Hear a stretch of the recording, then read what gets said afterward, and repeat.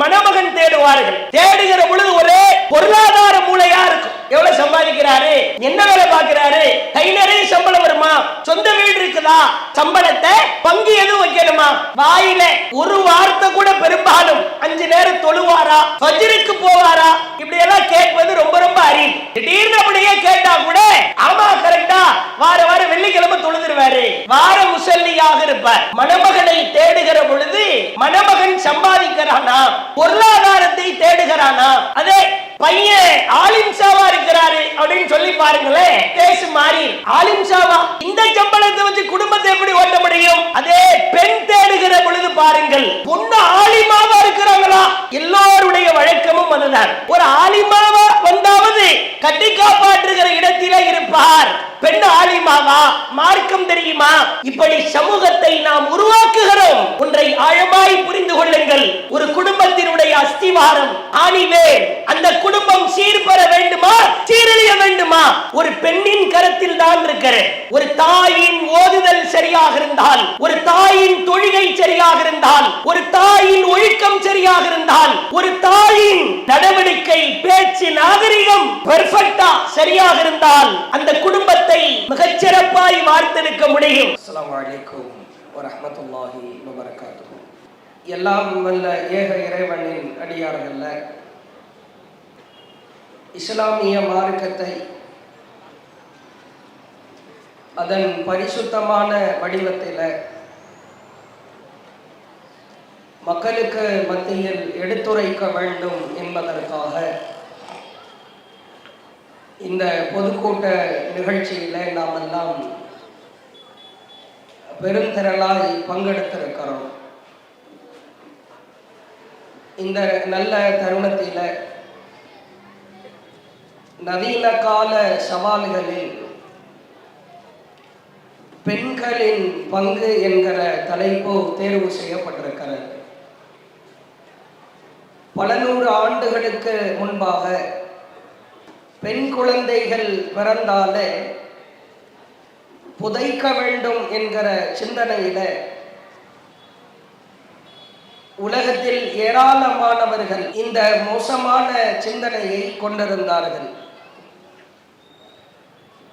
பெண் குழந்தை பிறப்பது கடினம், பெண்ணாய் பிறந்து வாழ்வது கடினம், அவ்வாறு பிறந்து உலகத்திலே வாழ ஆரம்பித்து விட்டால் கூட வளர்வதற்கான ஒரு சூழலை அடிமையை விட மோசமாய் பெண் சமூகம் நடத்தப்பட்டதை நாம் பார்க்கிறோம். கடந்த கால வரலாறுகள் அப்படித்தான் நமக்கு தகவலை சொல்லிக் கொடுக்கிற. என் இஸ்லாமிய மார்க்கம் இந்த உலகத்திற்கு வருவதற்கு முன்பு கூட, அதிலும் குறிப்பிட்டு சொல்வதாக இருந்தால், நபிகளார் காலத்தில் முஹம்மது நபி அவர்கள் தூதராய் தேர்வு செய்யப்படுவதற்கு முன்பு பெண் குழந்தை பிறந்தாலே அருவருப்பாய் ஒரு மோசமான செயல் நடந்து விட்டதாய் கருதினார்கள்.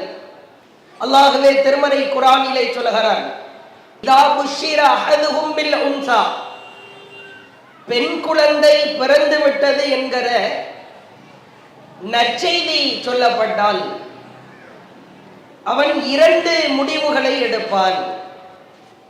ஒன்று, இதை யாருக்கும் தெரியாமல் புதைத்து விடுவதா, அல்லது இழிவான நிலையில் இதை நாம் வளர்த்து கொள்வதா? இந்த 2 முடிவுகளில் ஒன்றை அவன் எடுப்பான்.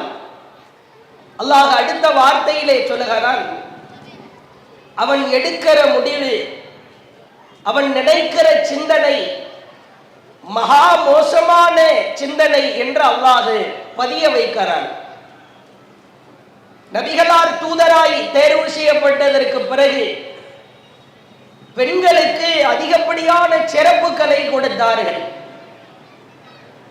பெண்களை இழிவுபடுத்தியவர்களை வாய்களை அடைத்தார்கள். இஸ்லாமிய மார்க்கம் பெண்களுக்கு வழங்குகிற முக்கியத்துவம் குறித்து பல்வேறு வகையான சிறப்பம்சங்களை அல்லாஹுவின் தூதர் வானளாவிய அளவிலே தூக்கி நிறுத்தினார்கள். இவைகளை எல்லாம் வரலாறுகளிலே பார்க்கிறோம்.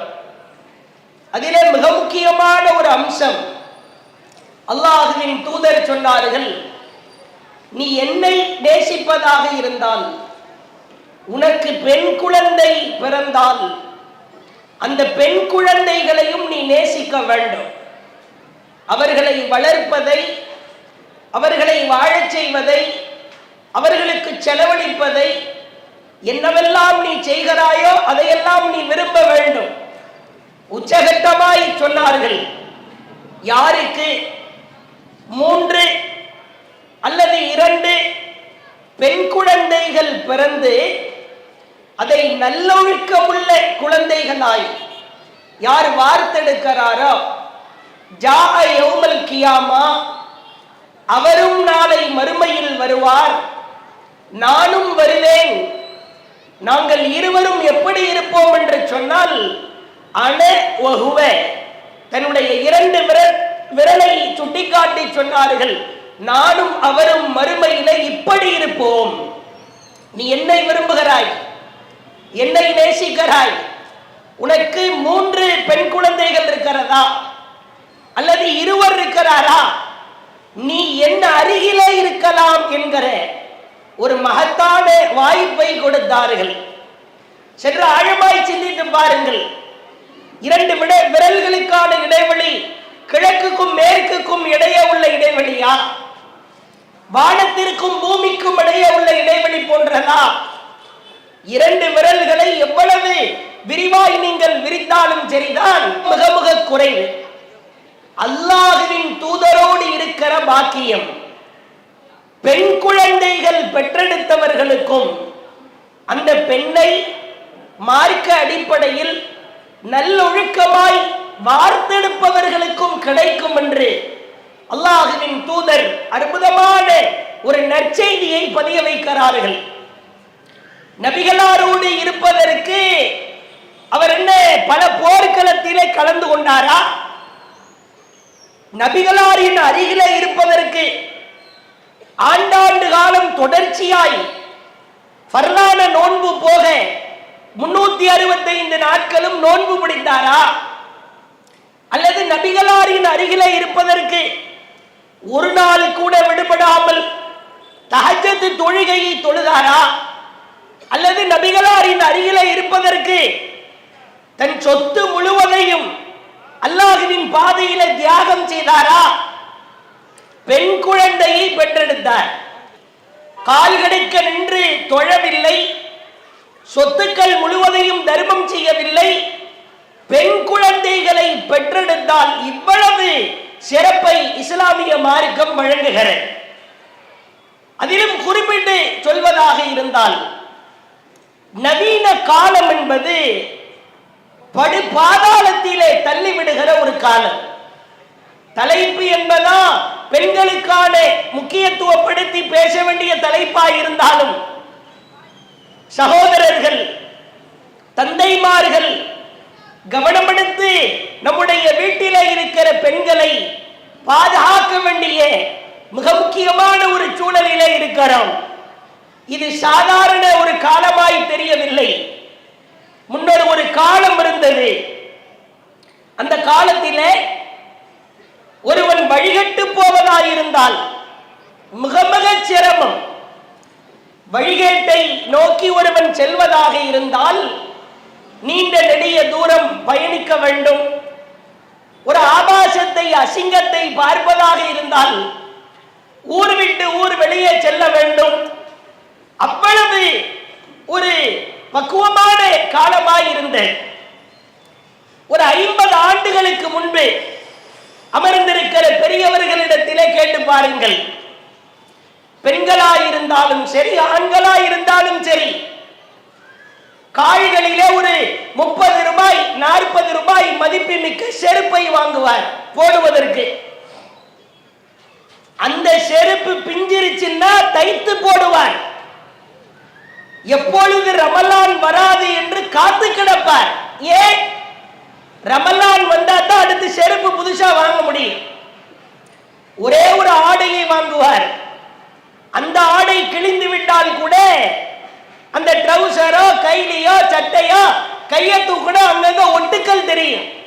அப்படியெல்லாம் தைத்து போட்ட காலங்கள் உண்டு. ஹஜ்ஜு பெருநாள் எப்ப வராது எதிர்பார்த்துக்கிட்டு இருப்பார். ஏன்? ஹஜ்ஜு பெருநாள்ல தான் ட்ரெஸ் வாங்க முடியும், வருஷத்துக்கு ஒரு தடவை. கால்களிலே போடுகிற செருப்பா இருந்தாலும் அணிகிற ஆடையா இருந்தாலும் அவ்வளவு பற்றாக்குறை இருந்தது. சாப்பிட வேண்டும். 3 நாளுக்கு முந்தைய சாம்பாரை 3 நாளுக்கு பிறகு உண்ட நபர்கள் எல்லாம் உண்டு. பழைய மீன் குழம்பு, பழைய சாதம், நினைத்ததை எல்லாம் உண்ணுகிறார். விரும்பிய நேரங்களில் எல்லாம் சாப்பிடுகிறார்.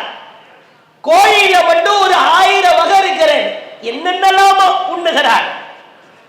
வீட்டிற்கு சென்றால் அத்துணை விதமான சட்டைகள். குறிப்பா பெண்களுக்கு சொல்வதாக இருந்தால் கொஞ்சம் ஒரு பீரோல ஒரு 4-5 சட்டை வைக்கிறதுக்கு இடம் தாங்க அப்படின்னு கேட்கிற அளவிற்கு முழுக்க முழுக்க ஆடைகளால் நிரப்பப்பட்டிருக்கிற வீட்டிற்குள்ளே நுழைகிறோம். ஒரு சிறுவன் சிறுமி சின்னோண்டு ஒரு பீரோல் மாதிரி வச்சிருக்கிறாங்க. வெளியில வாசல்ல எதையா பீரோல்னு ஓபன் பண்ணி பார்த்தா செருப்பா இருக்கு. புதன்கிழமை ஒரு செப்பல், மண்டே ஒரு செப்பல், ஸ்போர்ட்ஸுக்கு ஒரு செப்பல், சண்டே நார்மலா வெளியே போறதுக்கு ஒரு செருப்பு. ஒரு தம்மா துண்டு இருக்கிற சிறுவனுக்கு அவ்வளவு ஆடை வகைகள், செருப்பு வகைகள் இருப்பதை பார்க்கிறோம். உணவிலே மிதமிஞ்சி விட்டோம். உடையிலே பஞ்சமில்லை. அணிகிற ஆடை அணிகலனிலே பஞ்சமில்லை. ஒரே ஒரு பஞ்சம் தான். மார்க்கத்தை கடைபிடிப்பதில் பஞ்சம் தலைவிரித்து ஆடுகிற பிரச்சனையே அதான். சாப்பாடு பரக்கத்து, போடுற டிரெஸ் பரக்கத்து, என்னென்ன வேண்டுமோ அனைத்துமே பரக்கத்து தான். அல்லாஹ் அள்ளி அள்ளி கொடுக்கிறான். ஆனால் மார்க்கத்தை பின்பற்றுவதிலே பஞ்சமோ வறுமையோ, சோமாலியா நாட்டிலே எப்படி உணவிற்கு சிரமப்படுகிறானோ அதே போன்று மார்க்க விஷயங்களை கடைபிடிப்பதில் வறுமை கோரத்தாண்டவம் ஆடுகிறது. சமூக ஊடகத்தை பார்க்கிறோம். ஊடகத்தில் மூழ்கி திளைக்கிற பெண்களை பார்க்கிறோம். ஆண்களும் சரிதான். ஒரு கல்லூரி ஒன்று நடத்தப்படுகிறது. ஒவ்வொரு மாவட்டத்திலும் இதே போன்ற கல்வி நிறுவனங்கள் நடத்தப்படுகிறது. ஏன்? ஒரு ஆண்டு பெண்களுக்கான மதரசா, 6 மாத கால மதரசா எதற்காக நடத்தப்படுகிறது? ஒரு ஆணுக்கு மார்க்க கல்வி கிடைத்தால், ஆலிம்சாவாக மாறினால், அஜரத்தா மாறினா ஒரு பள்ளிவாசல்ல தொழ வைப்பார், ஒரு ஜும்மா பயான் நடத்துவார், ஒரு பெருநாள் குத்துபா உரை நடத்துவார், அல்லது ஒரு மதரசாவில ஆசிரியராக இருப்பார். ஆனால் ஒரு பெண்ணுக்கு மார்க்க கல்வி கிடைத்தால் ஒவ்வொரு குடும்பமும் சீர்பெற்று சிறப்போடு வாழ்வதற்கான பாக்கியம் கிடைக்கும். ஒரு ஆண் ஆலிம் ஆகுவதை விட ஒரு பெண் ஆலிமாவாக ஆனால், ஏன் சமூகத்துக்கு யார் வர்றாங்க? ஒவ்வொரு வீட்டில இருந்து தான் சமூகத்துக்கு ஆட்கள் வர்றாங்க. வீட்டிற்கு ஒரு ஆலிமா உருவாகிவிட்டால், மார்க்க கல்வியை கற்றவர் உருவாகிவிட்டால், அந்த சமூகத்திற்கு அவர்கள் காலடி எடுத்து வைக்கிற பொழுது சொல்லப்படுகிற உபதேசம், அறிவுரை, ஆலோசனை பசுமரத்தாணியாய் பதிந்துவிடும். அதனால தான் நீங்க பாருங்க, மாப்பிள்ளை பார்க்க போவாங்க, பெண்ணுக்கு மணமகன் தேடுவார்கள். தேடுகிற பொழுது ஒரே பொருளாதார மூளையா இருக்கும். எவ்வளவு சம்பாதிக்கிறாரு, என்ன வேலை பார்க்கிறாரு, கை நிறைய சம்பளம் வருமா, சொந்த வீடு இருக்குதா, வீட்டுல யாரும் காசு கொடுக்கிறதுக்கு ஆட்கள் இருக்கிறாங்களா, சம்பளத்தை பங்கு எதுவும் வைக்கணுமா, வாயில ஒரு வார்த்தை கூட பெரும்பாலும் 5 நேரம் தொழுவாரா, ஃபஜ்ருக்கு போவாரா, இப்படி எல்லாம் கேட்பது ரொம்ப ரொம்ப அரிது. திடீர்னு இருப்பாரு, வார முசல்லியாக இருப்பார். மணமகனை தேடுகிற பொழுது மணமகன் சம்பாதிக்கிறானா, பொருளாதாரத்தை தேடுகிறானா? அதே பையன் ஆலிம்சாவா இருக்கிறாரு அப்படின்னு சொல்லி பாருங்களேன், பேசு மாறி. ஆலிம்சாவா இந்த சம்பளத்தை வச்சு குடும்பத்தை எப்படி ஓட்ட முடியும்? அதே பெண் தேடுகிற பொழுது பாருங்கள், பொண்ணு ஆலிமாவா இருக்கிறாங்களா? எல்லோருடைய வழக்கமும் அதுதான். குடும்பம் அப்படி சீரழிஞ்சு சின்ன பிடமா போயிட்டு இருக்கிறத ஒரு ஆலிமாவா வந்தாவது கட்டி காப்பாற்றுகிற இடத்திலே இருப்பார். பெண் ஆலிமாவா? மார்க்கம் தெரியுமா? இப்படி சமூகத்தை நாம் உருவாக்குகிறோம். அல் முஃமினாத் கிட்டத்தட்ட 18 நபர்கள் பட்டம் பெற்றார்கள். ஒரு பகுதியிலே மார்க்கத்தினுடைய கற்றுக்கொள்வதின் ஆர்வம் குறைவாகத்தான் இருக்கிறது. ஏன்னா நாம ஒரு பெண்ணை உருவாக்கல, ஒரு குடும்பத்தை உருவாக்கி அந்த குடும்பத்தில் தலை சிறந்த சமூகத்தை உருவாக்குகிறோம். இதற்கு பெண் கல்வி மிக மிக அவசியம். நவீன கால விஷயங்களை பாருங்கள். பெண்களுடைய நடவடிக்கைகள், ஒரு ஒழுக்கம் கற்றுக் கொடுக்கப்படாவிட்டால் கண்ணியம் போய்விடும். பெற்றோர்கள் கவனிக்க வேண்டும். உங்கள் பிள்ளைகளுக்கு சொல்லி சொல்லி வளர்க்க வேண்டும். பெண்ணே, மகனே, உங்ககிட்ட நான் காசு பணத்தை கேட்கலடா, பட்டம் பதவியை கேட்கல, கண்ணியத்தை கொடு, மரியாதையை வாங்கி கொடு, அதெல்லாம் நான் கேட்கல. மானத்தை காத்துல பறக்க விட்டுறாம நீ பாத்துக்க. காசு போனா சம்பாதிச்சிடலாம், பட்டம் போயிடுச்சுன்னா வாங்கிடலாம், பதவி வேண்டுமா வாங்கிக் கொள்ளலாம், மானம் போயிடுச்சுன்னா போனதுதான். ஒழுக்கம், இஸ்லாமிய மார்க்கம் இந்த ஒழுக்கத்திற்கு அவ்வளவு முக்கியத்துவம் கொடுக்கிற. வெட்கம் வேண்டும். வெட்கம் இல்லாமல் ஒரு குடும்பம் உருவாகிறது என்று சொன்னால், குறிப்பிட்டு சொல்வதாக இருந்தால் பெண் சமூகம், வெட்கத்திற்கு இஸ்லாம் அந்த அளவிற்கு முக்கியத்துவம் கொடுக்கிற. அல்லாஹ்வின் தூதர் சொன்னார்கள், இதா லம் தஸ்தஹி, உன்னிடத்திலே வெட்கம் இல்லாவிட்டால் மாசியத்தை நீ விரும்பியது எல்லாம் செய்து கொள். வெட்கம் இல்லாவிட்டா நீ விரும்பினது எல்லாம் செய்யல. 50 வருடத்திற்கு முன்பு, ஒரு 40 வருடத்திற்கு முன்பு முஸ்லிம்கள் வசிக்கிற வீடுகளாக இருந்தால் மக்ரிப் தொழுகைக்கு பிறகு குர்ஆன் ஓதுகிற சப்தங்களை நீங்கள் கேட்கலாம். கையில தஸ்பீஹ் மணியை உருட்டிக்கிட்டே இருப்பாங்க. அது மார்க்கத்திலே இல்லை. மார்க்கத்திலே இறைவனை திக்ர் செய்வதாக இருந்தால் சுப்ஹானல்லாஹ், அல்ஹம்துலில்லாஹ், அல்லாஹு அக்பர் கைகளால தான் செய்யணும். ஆனா அந்த தஸ்பீஹ் மணியை வச்சு திக்ர் பண்ணிக்கிட்டே இருப்பாங்க. 50 வருஷத்துக்கு முன்பு உங்க அம்மா வீட்டுல என்னமா பண்ணிக்கிட்டு இருக்கிறாங்க அப்படின்னு கேட்டா, முசல்லால உட்கார்ந்துட்டு இருக்கிறாங்க, தொழுதுட்டு இருக்கிறாங்க, குர்ஆன் ஓதி கொண்டிருக்கிறார்கள் என்கிற பதில் வரும். இன்னைக்கு அம்மா என்ன பண்ணிட்டு இருக்கிறாங்க? தடவிட்டு இருக்கிறாங்க செல்போனு. ஒளிமயமாய் திகழ வேண்டிய இஸ்லாமிய வீடுகள் இருள்மயமாய் கிடப்பதை பார்க்கிறோம். ஒரே ஒரு இடத்துல இருந்து ஒளி வருது, என்னன்னு உத்து பார்த்தா டிவி. கும் இருட்டா இருக்கு. பெரிய சுவருக்கு தகுந்தார் போன்று நீல அகலமான டிவியை வைத்து சினிமாவிலே சீரழிகிற இஸ்லாமிய குடும்பத்தை பார்க்கிறோம். சீரியல்களில் சீரழிவதை பார்க்கிறோம். முன்னரெல்லாம் ஒரு சீரியல் மிஸ் ஆயிருச்சுன்னா மற்றவர்களிடத்தில் கேட்டுத்தான் தெரிய வேண்டும். இன்றைக்கு அப்படி கிடையாது. ரீவைண்ட் பண்ணி பார்த்துக்கலாம், அவனே பதிவேற்றம் செய்வான். போன மாச சீரியலை பார்க்கணும்னாலும் கவலை கிடையாது, எடுத்து திரும்ப அதை ஓட்டி பார்த்து கொள்ளலாம். உள்ளத்தை தொட்டு கேட்டு பாருங்கள். ஒரு இஸ்லாமிய குடும்பத்தில் கேடுகட்ட கலாச்சாரத்தை விதைக்கிற சினிமா படங்களும் சினிமா நாடகங்களும் ஒரு கதீஜாவின் வீட்டிலே, ஒரு ஃபாத்திமாவின் வீட்டிலே, ஒரு அப்துல்லாவின் வீட்டிலே ஒளிபரப்பப்படுமானால் அது உண்மையான இஸ்லாமிய இல்லமாய் திகழுமா?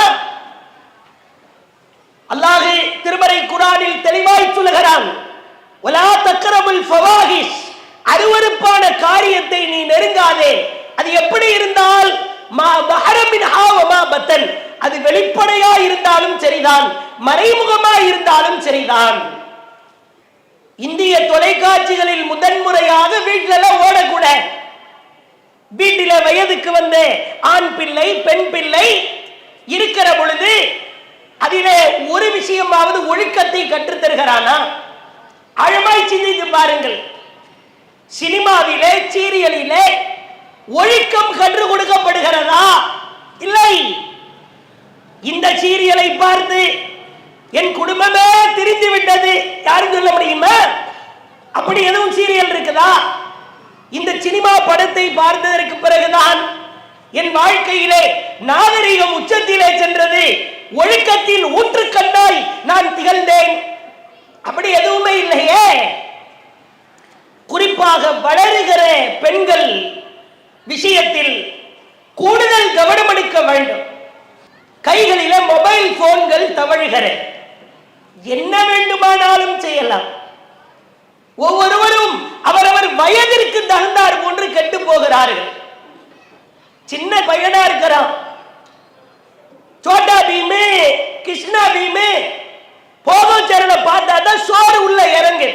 அவன் வயதுக்கு தகுந்தாப்புல கெட்டு போறான். ஒரு இளமை பருவத்திலே இருந்தால் அவர்கள் காதல் அது மாதிரி கெட்டு போவதை பார்க்கிறோம். அவரவர் ஒரு வயதானவர் கூட மொபைல் போன்களில் தன்னை ஐக்கியப்படுத்திக் கொள்வதை பார்க்கிறோம். குறிப்பாக இளமை பருவத்திலே இருப்பவர்கள் இன்ஸ்டாகிராம் இது போன்ற செயலிகள் ஆபத்து நிறைந்தது. இதான் பெண்களுக்கான சவால். யாரோ ஒருவர் போன் செய்வாள், சொல்லிடி அப்படிம்பாங்க.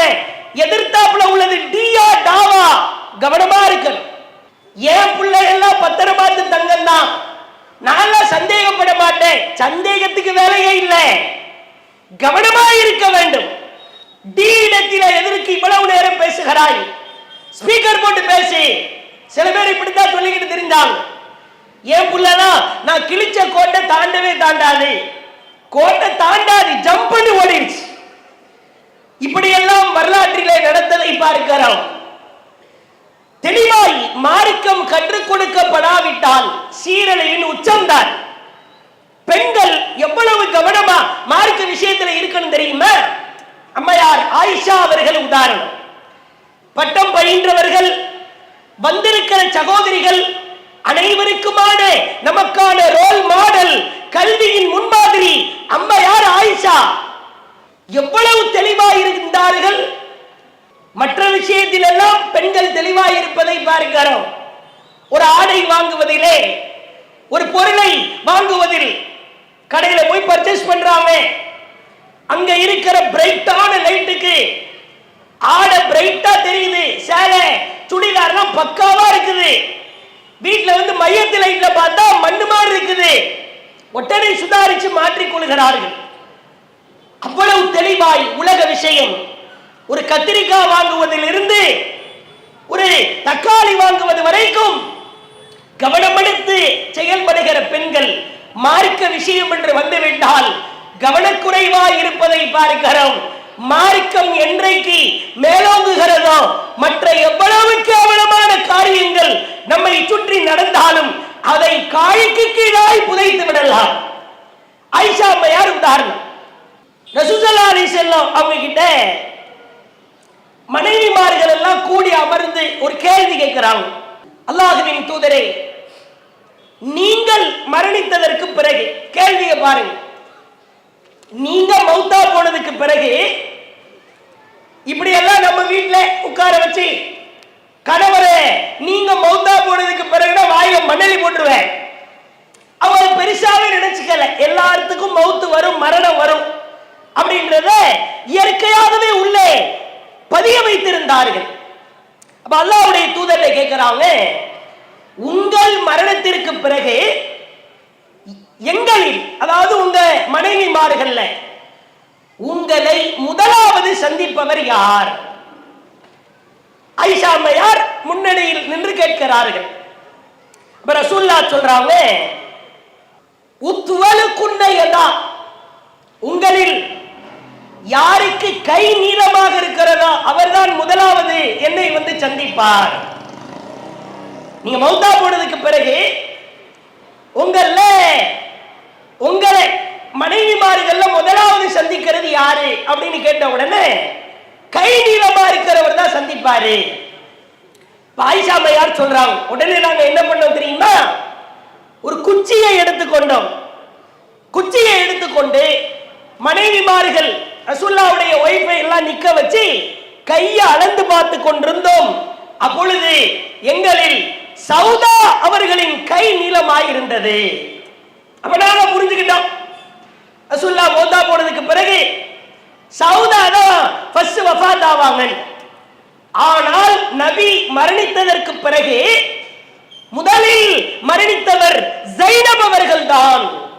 அப்ப எங்களுக்கு ஒரு ஆச்சரியமா இருந்தது. இன்ஹுவ இல்லா வஹீ யுஹா, இவர் பேசுவதெல்லாம் வகி செய்தி தவிர வேற ஒன்றும் இல்லை. அல்லாஹ் சொல்கிறான், நபி போய் பேச மாட்டார்.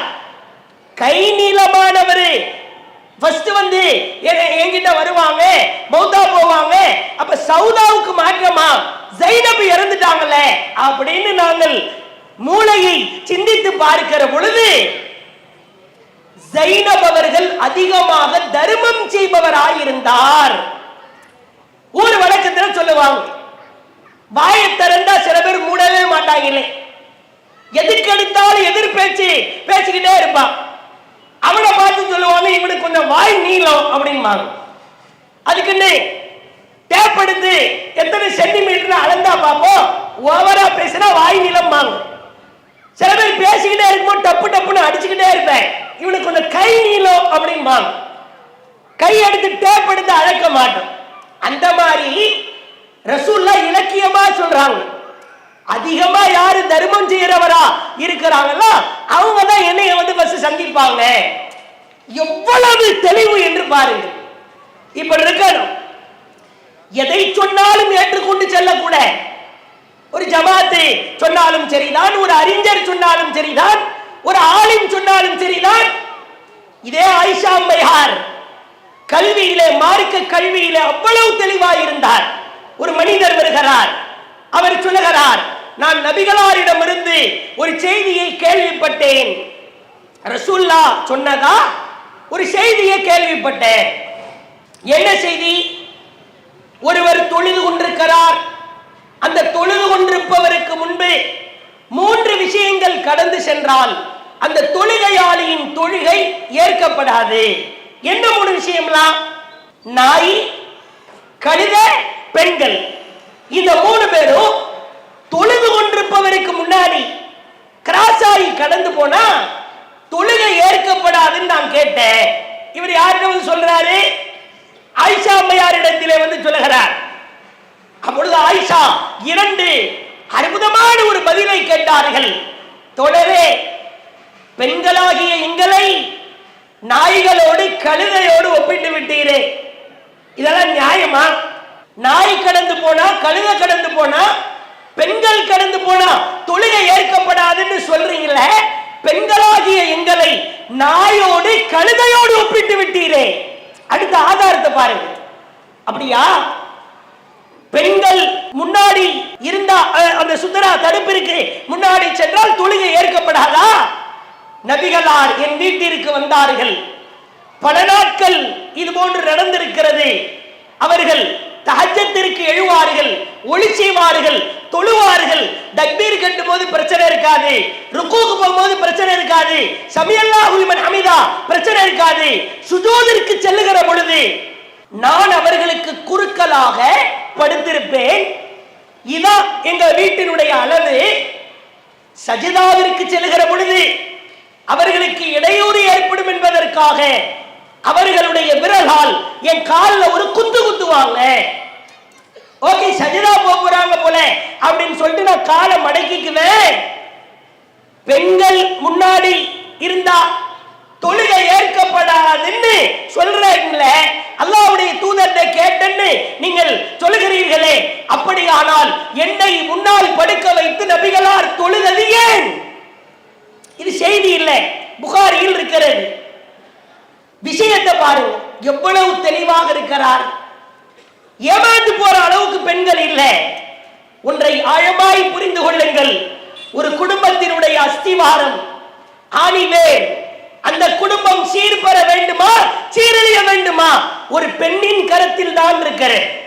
ஒரு தாயின் ஓதுதல் சரியாக இருந்தால், ஒரு தாயின் தொழுகை சரியாக இருந்தால், ஒரு தாயின் ஒழுக்கம் சரியாக இருந்தால், ஒரு தாயின் நடவடிக்கை, பேச்சு, நாகரிகம் பெர்ஃபெக்ட்டா சரியாக இருந்தால் அந்த குடும்பம் சீர்பெறும்.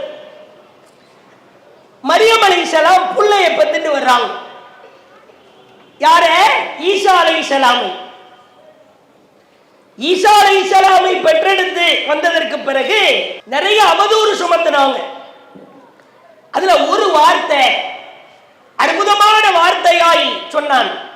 கூடி இருக்கிற கூட்டத்தார், ஆண் துணை இல்லாம பிள்ளைய பெத்துட்டு வந்துட்டீங்க, இப்படி ஆயிருச்சு அப்படி ஆயிருச்சு, நிறைய அவதூறு.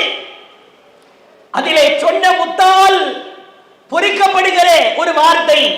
கூட்டத்தார் சொன்னார்களாம், யா உக்த ஹாரூன், ஹாரூனின் சகோதரியே, மாகான அபூக்கி இம்ரஅஸௌ வ மாகானத் உம்முக்கி பகியா, உன் தாயோ உன் தந்தையோ இந்த மாதிரி நடந்துகிட்டவரா இல்லையே, அவங்க ரொம்ப பரிசுத்தமான ஆளா வாழ்ந்தாங்களே.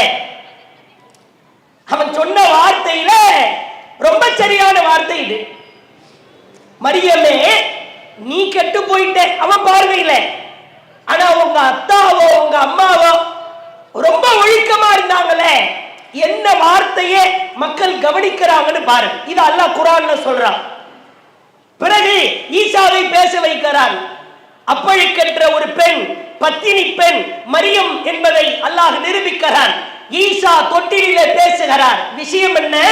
தாய் சரியாக இருந்தால், தந்தை சரியாக இருந்தால் அந்த குடும்பத்தை மிகச்சிறப்பாய் வார்த்தெடுக்க முடியும். நமக்கு நிறைய சவால்கள் இருக்கிறது. ஒன்றை புரிந்து கொள்ளுங்கள், முகத்தை மூடுவது இஸ்லாமிய கலாச்சாரம் கிடையாது.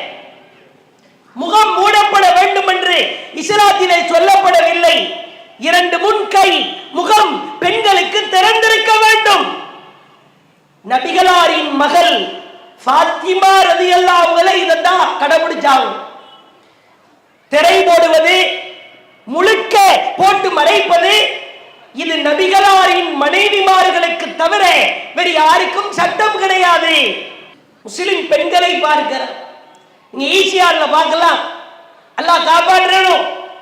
ஹிஜாப் என்பது எவ்வளவு கண்ணியமான ஆடை, எவ்வளவு பரிசுத்தமான ஆடை. யாரோடு அமர்ந்து செல்கிறார், யார் செல்கிறார்? ஒவ்வொரு பகுதியிலும் பார்க்கிறோம். சென்னையில் பெரும்பாலும் நீங்கள் பார்க்கலாம், யாரோட பேசிக் கொண்டிருக்கிறார். யார் அவன் தெரியவில்லை. ஆளை பார்த்தால் காபிர் போன்று தெரிகிறது. சில பேர் பெருமையில வேற பேசுகிறார்கள். என் மகன் இஸ்லாத்துக்கு அழைத்து வந்துட்டான்ல, இதுக்கு பெருமையா? இதற்கு பேர் பெருமையா? ஈமானும் குஃபரும் ஒருபோதும் சேரவே சேராது. சில இடங்களிலே பார்க்கிறோம், இஸ்லாமிய பெண்கள் படிதாண்டுகிற அவலநிலையை பார்க்கிறோம். நமக்கு ரோல் மாடல் யார், முன்மாதிரி யார்? உம்மு சுலைம் இல்லையா? அம்மையார் உம்மு சுலைம் அவர்களிடத்தில் அபூ தல்ஹா என்கிற ஒரு காஃபிர், இஸ்லாத்தை ஏற்காதவர் வருகிறார். விதவை பெண் உம்மு சுலைம் கேட்கிறார், உங்களை மடமுடிக்க விரும்புகிறேன், என்ன கருதுகிறீர்கள்? மேல அப்படியே தூக்கிட்டு போறாங்க. நீங்க யார் தெரியுமா? உங்ககிட்ட இருக்கிற பொருளாதாரம் எப்படிப்பட்டது தெரியுமா? நீங்கள் எவ்வளவு பெரிய செல்வந்தர் தெரியுமா? அப்படியே தூக்கிட்டு போய் ஓங்கி ஒரே மிதி. ஆனாலும் நீ காஃபிர், நான் முஸ்லிமே. எப்படிப்பட்ட தெளிவு என்று பாருங்கள். நீ யாரா வேணாலும் இருந்துட்டு போ, ஆனா நீ காஃபிர். ஒரு ஈமானும் குஃபரும் ஒன்று சேர முடியுமா?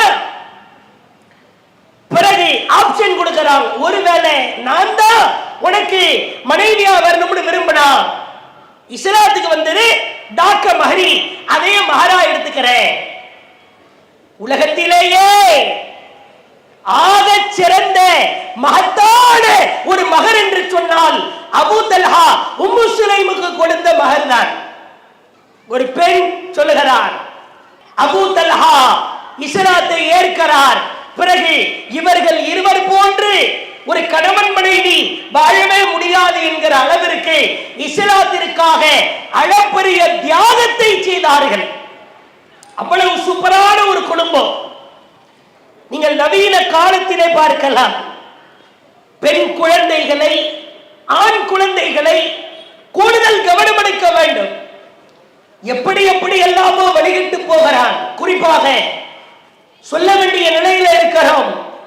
ஆண் பிள்ளைகள் பெண் பிள்ளைகள் இருவரும் சேர்ந்து கெட்டு போற விஷயம்தான் சமூக ஊடகம், சமூக வலைத்தளம்.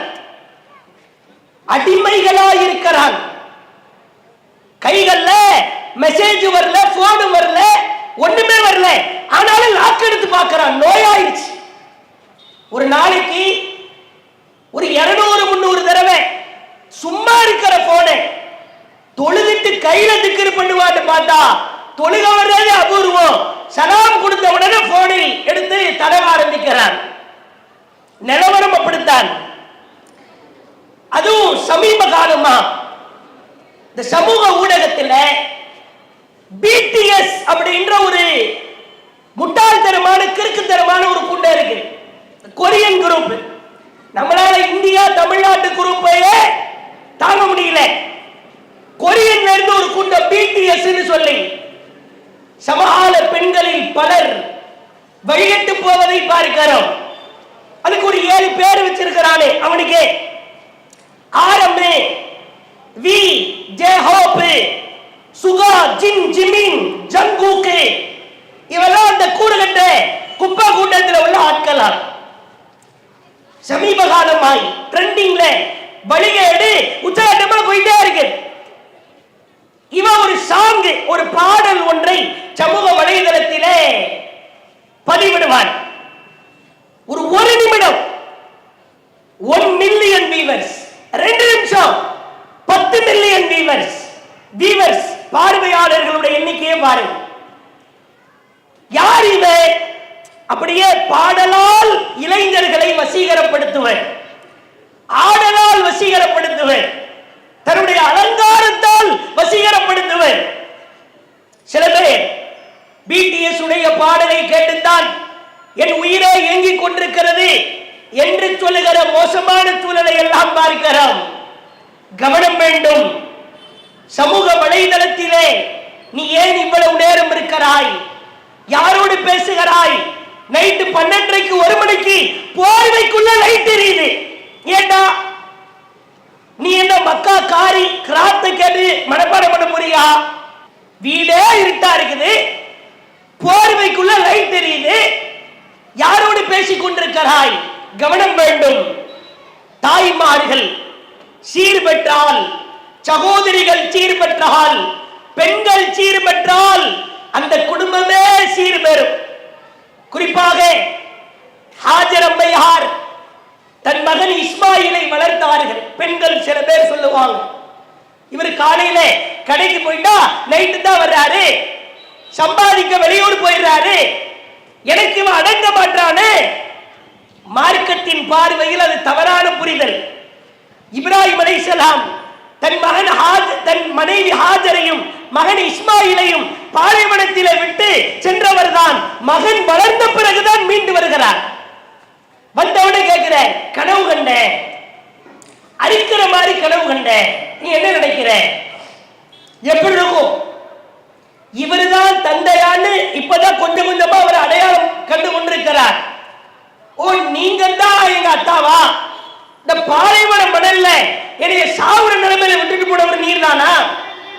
நானே உங்க மேல செம்ம கடுப்புல இருக்கிறேன், அரிக்க போறீங்களா?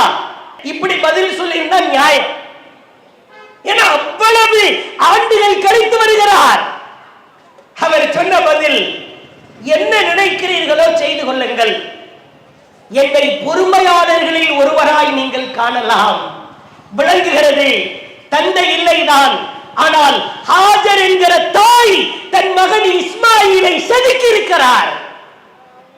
தகப்பனார் இல்லாவிட்டாலும் கூட ஒரு தாயால் தன் பிள்ளையை சிறப்பான பிள்ளைகளாய் உருவாக்க முடியும். குறிப்பாக ஆண் பிள்ளைகள் கவனம் அதிகம். திடீர்னு வந்து சைலண்டா இருக்கிறான். நிறைய பெண்களுக்கு தெரிய மாட்டேங்குது. என் புள்ள வீட்டுக்கு வந்தாலே அமைதியா ஆயிடுவான், வாயே திறக்க மாட்டான். இப்படிதான் ஒரு அம்மா சொல்லிட்டு இருந்துச்சு. என்னன்னு அவனை போய் டெஸ்ட் பண்ணா வாய்க்குள்ள கல்கண்டு சைஸுக்கு ஒரு போதை பொருளை உள்ள வச்சுட்டு வீட்டுக்கு வர்றான். 8 மணி நேரம் ஆள் சைலண்ட் தான். இந்த அம்மாக்கு பெருமை வேற. என் புள்ள வீட்டுக்கு வந்தா சேட்டையே பண்ண மாட்டான், ஒரு இடத்துல போய் உட்காருவான், நகரவே மாட்டான். அம்மா மூளை இல்லைன்னா ஒரு இடத்துல தான் போய் உட்காருவான். அங்கதான் அவிஞ்சு போச்சே போதையை உள்ள தள்ளி. குளிர் உதடு, சில பேர் உதடை இழுத்து கூலிப்பு வைப்பதை பார்க்கிறோம். கேட்டால் குளிர் உதடா வெந்து போயிருந்தா நரகத்துல. சில பேரை பார்க்கலாம் அப்படியே பெருசா உதடை இழுத்துட்டு ஏதோ கபிரிஸ்தானுக்குள்ள மண்ணெல்லி போடுற மாதிரி ஏதோ ஒண்ணு அள்ளி அள்ளி போட்டுக்கிட்டு இருக்கிறான். உதட பாத்தீங்கன்னா ஒரு பைபாஸ் சர்ஜரி செஞ்ச மாதிரி வீங்கி போயிருக்கு. இந்த அம்மாவுக்கு ஒண்ணுமே தெரிய மாட்டேங்குது. என்னடாச்சு, லேசா அடிபட்டுருச்சு. ஏமாற்றுகிறான். அனைவரையும் சொல்லவில்லை. தங்கமானவர்கள், நல்லவர்கள், தக்குவாதாரிகள் இருக்கிறார்கள். அப்படிப்பட்டவர்கள் தவிர இஸ்லாமிய பெயர்தாங்கிகள் சிலர் வழிகட்டு போவதை பார்க்கலாம். ஒரு தாய் நினைத்தால், வீட்டிலே இருக்கிற பெண் நினைத்தால், மார்க்க கல்வியை தூக்கி பிடித்தால் அசிங்கங்கள், ஆபாசங்கள், சினிமா படங்கள், சினிமா நாடகங்கள், சமூக வலைதளத்திலே நம் பிள்ளைகள் சீரழித்து போகிற சீரழிவுகள் அனைத்தை விட்டும் அவர்களை நாம் வென்றெடுக்கலாம், மீட்டெடுக்கலாம். பெண்களே, குறிப்பா தௌஹீத் ஜமாத் பெண்களை நீங்கள் பார்க்கலாம். தாவாவிற்கு செல்கிறோம் வீடு வீடாக. அதை கூட கேலி கிண்டல் பண்றாங்க. என்ன, நீ தான் தாவா பண்றது இல்ல, போறவங்களை கேலி கிண்டல் பாரு. வீட்டில் இருக்கிற பெண்ணை எல்லாம் தெரு தெருவா அலைய விடுகிறான். அவதூறு. அல்லாஹ்வுக்கே இது கோபத்தை ஏற்படுத்தும். நபி தோழர்கள் போர்க்களங்களில் வந்து நின்ற நாட்கள் உண்டு. பல நபி தோழர்கள் காயம்பட்ட பொழுது அவர்கள் காயத்திற்கு மருந்து போட்டவர்கள் நபி தோழியர்கள். நபி தோழியர்கள் போர்க்களத்திற்கு தேவையான தண்ணீரை சுமந்து சென்றார்கள். தாவாவிற்காக நபி தோழியர்கள் வீதியில இறங்கி இருக்கிறார்கள். சும்மா மூஞ்ச மூடு, வாய மூடு, வீட்டில் இருக்கிற கதவு மூடு. அப்ப இருக்கிற பெண்களை எல்லாம் திருத்துவது யார்?